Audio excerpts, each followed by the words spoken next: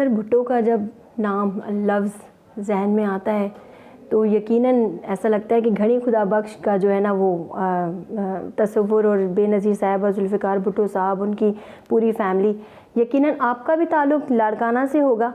اور جی بالکل، ہمارے جو آباء و اجداد تھے ان کا تعلق لاڑکانہ سے رہا، لیکن میرے والد صاحب 1958 میں مائیگریٹ کر کے ہمارے بڑے کراچی آئے، اور 58 سے ہم کراچی میں رہ رہے ہیں. ہم پیور کراچیسٹ ہیں، اور میری تعلیم، میری پیدائش کراچی کی ہے.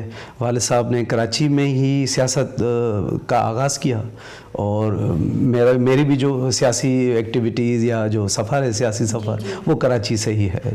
اچھا سر، کچھ اپنے بچپن کی یادیں، باتیں، گاؤں بھی تو جاتے ہوں گے نا اپنے وہاں پر اینسسٹرس کے اس میں، تو کچھ اپنی بچپن کے بارے میں بتائیں کہ بچپن میں ندیم بھٹو صاحب کیسے تھے. ابھی تو ہمیں پتہ ہے بہت اچھے ہیں، آپ کی سویٹ سی اسمائل ہے، غصے میں بھی جو ہے نا لگتا نہیں کہ آپ غصے میں تو کچھ بچپن کا کچھ یادیں، کچھ ایسا کچھ واقعہ ہمیں اگر شیئر کریں. جی بچپن میں بس تھوڑے سے شرارتی ہوتے تھے، اور بس اسپورٹس ایکٹیویٹی رہتی تھی. کبھی بھی سوچا نہیں تھا کہ اس طرح والد صاحب کو میں ان کے ساتھ جو ہے پولیٹکس میں آؤں گا اور ان کو ریپریزنٹ کروں گا. تو بس یہ سب ایک پلان انسان کی ہوتا ہے، ایک پلان اللہ کا ہوتا ہے. تو ہوتا وہ یہ ہے جو اللہ کریم نے آپ کے لیے سوچا ہوتا ہے. تو میں تو ایم فل کا اسٹوڈنٹ تھا، میں تو پی ایچ ڈی کرنے جا رہا تھا.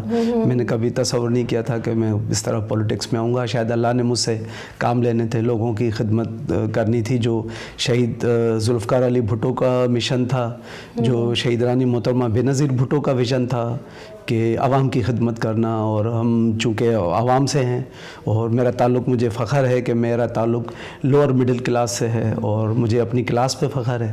اور جب اللہ نے مجھے موقع دیا، میں نے اپنے والد صاحب کو فالو کرتے ہوئے غریبوں کی خدمت کی، ان کے لیے ڈیولپمنٹ پروگرام اسٹارٹ کرائے، ان کے چاہے روزگار کے معاملات ہوں. میں نے جابس دیں جب میں ایم پی اے تھا، منسٹر تھا. تو مجھے فخر ہے جتنا بھی میرا سفر ہے، الحمدللہ میرے کردار پہ، ضمیر پہ کوئی داغ نہیں ہے.